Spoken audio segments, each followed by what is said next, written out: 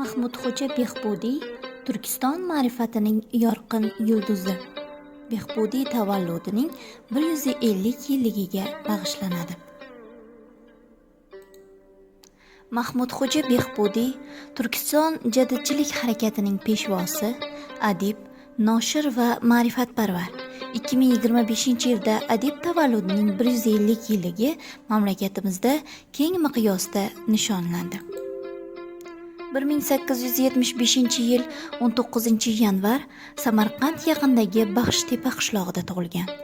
Otasi Behbudxo'ja Solihxo'ja Ahmad Yassaviyning avlodlaridan, imom, xatib.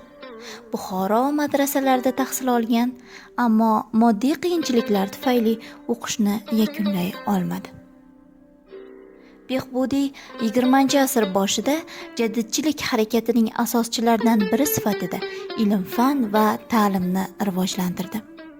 1903-yilda Samarqandda jadid maktablarini tashkil qildi.